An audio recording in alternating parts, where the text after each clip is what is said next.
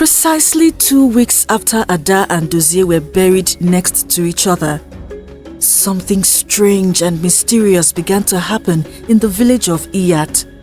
Each time a couple were about to get married, they would suddenly die a few days before their wedding day. The first time it happened, one of the palace guards who beat up Dozie mercilessly on the day he died had announced to the villagers that he was about to get married, and he fixed a day for his wedding. His bride-to-be was Ngozi, a beautiful maiden from the village of Iyat, and shortly after the announcement, they began to make preparations. 2 days before the palace guard and Ngozi were supposed to get married traditionally, they went to the stream to fetch some water, but unfortunately, they mysteriously drowned and their dead bodies were found floating on the water.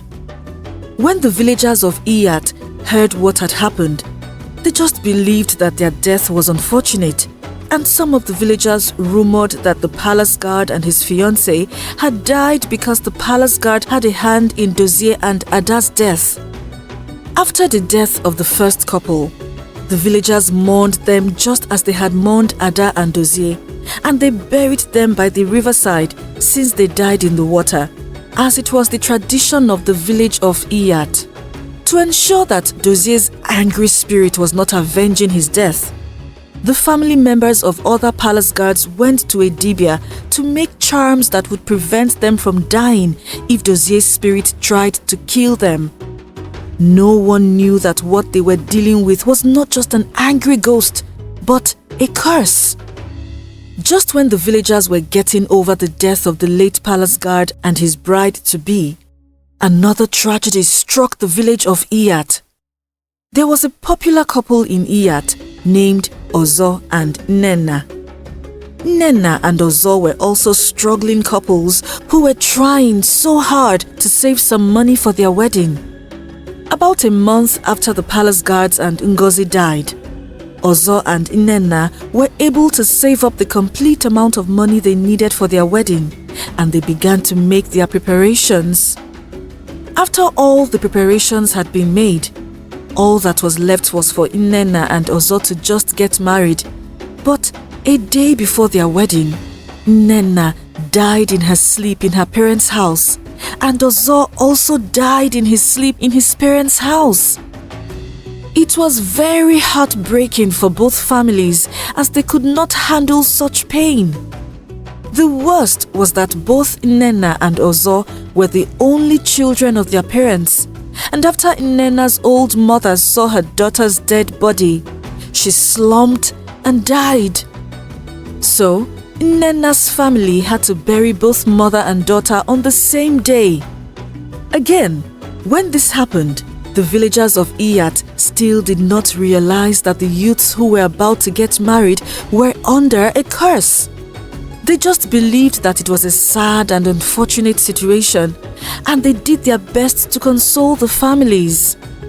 It wasn't until 2 sets of couples died in the space of 2 days that the villagers began to suspect something was wrong. The first couple were from wealthy families, and the villagers were already looking forward to attending their wedding party because they knew they would have a lot to eat and drink. But on the morning of the wedding, while the couple were trying to run around for their final preparations, they were involved in a ghastly motor accident that claimed their lives on the spot. As if dealing with that was not enough, while the villagers were mourning the deceased, the following day, another couple who were supposed to get married were involved in a fire accident just 2 days before their wedding. At this point, the villagers began to see a pattern of deaths. To find a solution to their problem, they invited a very powerful dibia from a neighboring village to consult the gods and find out why the youths were dying. The reason the villagers of Iyat had called for a dibia from another village was because the dibia of their village could not find out what their problem was. He had offered food, drinks and sacrifices to the gods of their land, yet the gods still remained silent. When the dibia from the neighboring village arrived, he did some consultations, but the gods were silent. So, the Dibia asked for 2 more days to keep questioning the gods.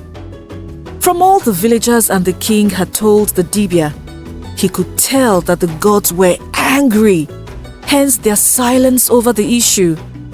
3 days later, just as the Dibia had said, he was able to communicate with the gods, and when he learned why the youths were dying before their wedding, he shared the information with the villagers.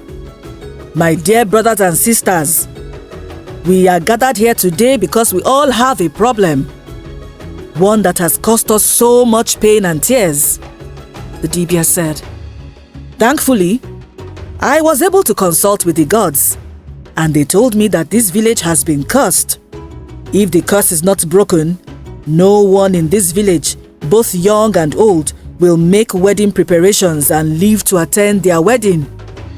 The Dibia said, Ah, wise one, why have we been punished? I offer sacrifices to the gods on time, and I do all I am asked to do.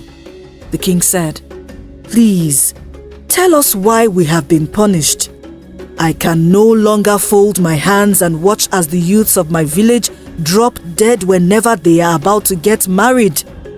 What if I decide to marry another wife tomorrow? Will I also drop dead? The king added,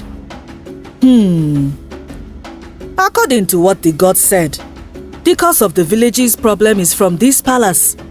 The Dibia said, This palace? The king asked in shock, and the villagers who were gathered at the king's palace began to murmur. Please, explain further, wise one. The king said, Ask the prince. Did he kill an innocent man for something he did not do? The Dibia said in a stern voice. As soon as the Dibia said that, everyone in the palace, including the king, turned toward the prince. Tell us, is this true? Have you killed an innocent man? The king asked. I have never killed anyone in my life, Your Majesty. I don't know what this old man is talking about, the prince said in a defensive tone. You do not know what I am talking about, Let me ask the gods, the Dibia said. The prince, the king, and the villagers watched as the Dibia performed some incantations. Then he consulted the wooden mask he had carried along with him. My prince, why have you lied to us? The gods just told me that you were responsible for a man's death not too long ago, the Dibia said. The gods must be crazy then. Am I a child? Am I not supposed to know if I have killed someone? The prince responded in a very rude tone. Who is Dozie? The Dibia asked. The gods told me that you were responsible for the death of an innocent man named Dozie, the Dibia said. Immediately the Dibia asked about Dozie. The villagers gasped in shock and began to murmur again. I did not kill Dozie. He stole from me, and I asked my boys to teach him a lesson. His death and that of his fiancée was just unfortunate, the prince said aggressively. If you say that Dozie stole from you, stand before the whole village and tell us what Dozie stole from you. If I were you, I would not lie, because the gods are already furious, and if you worsen your situation, they could strike you dead. The Dibia warned the prince. Dozie... The prince stuttered. I wanted to punish him for reporting me to the king, so I framed him. I accused him of stealing some money from me, and then I ordered the guards to teach him a lesson. The prince confessed in front of everyone. By teaching him a lesson, what do you mean? The king asked. When the king heard of Dozie's death, the palace guards told him that Dozie and his wife-to-be, Ada, had been involved in a fire accident that killed them.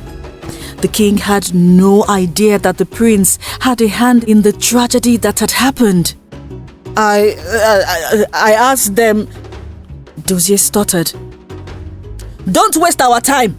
Speak up, or I will tell the gods to strike you dead. The Dibia threatened the prince. I asked the guards to set him ablaze, the prince said. I swear, I had no intentions of killing him. The fire was just to scare him and disfigure him. He added. What of Ada, who died along with him? The Dibia asked. She was never part of the plan. She was at the wrong place at the wrong time. I loved Ada and would never have hurt her, the prince responded. After the prince confessed, the villagers and the king were in shock. Even the king could not believe that the prince could be so cruel and heartless as to cause another man pain, all because of a woman. You must be punished!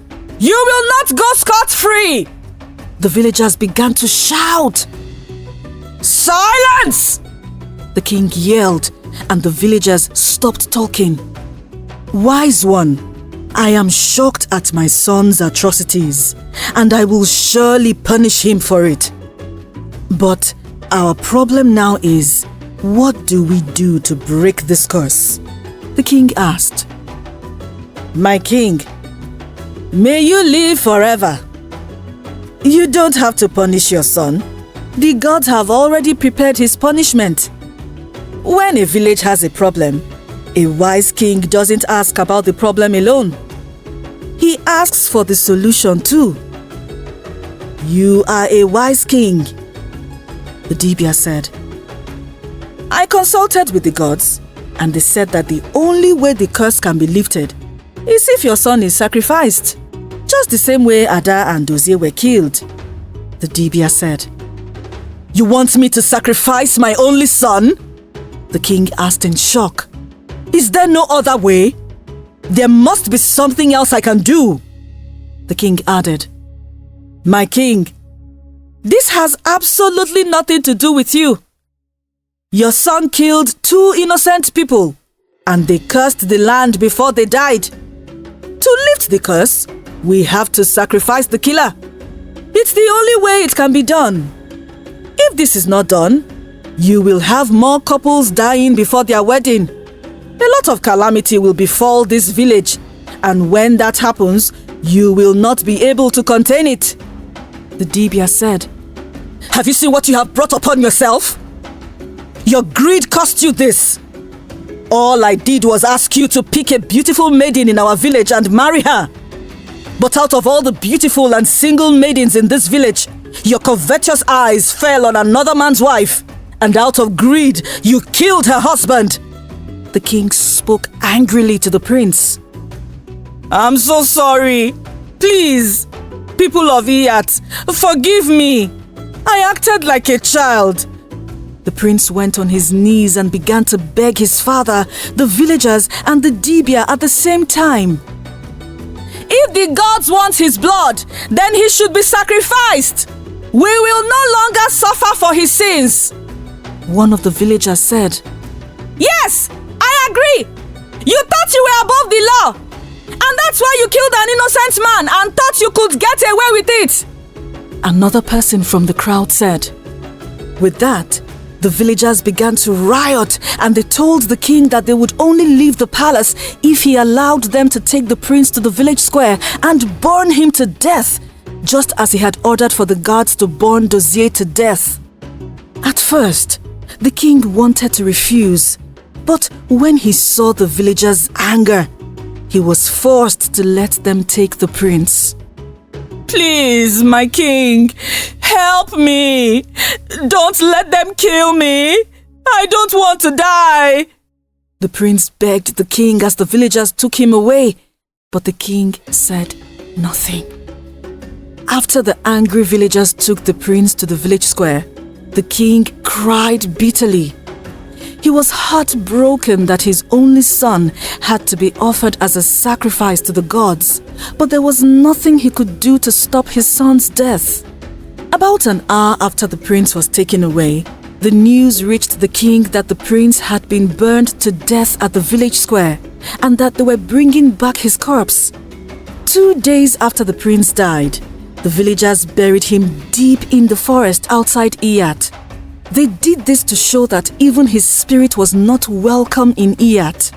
Just as the Dibia had said, after the prince was sacrificed as an atonement for his sins, the curse of Ada and Dozie was lifted, and the villagers returned to the way they used to be. Couples no longer died before their weddings, and the death of the prince served as a lesson to many who tried to follow in his footsteps. The end. Did you enjoy this story? Tell us your favorite part in the comment section below.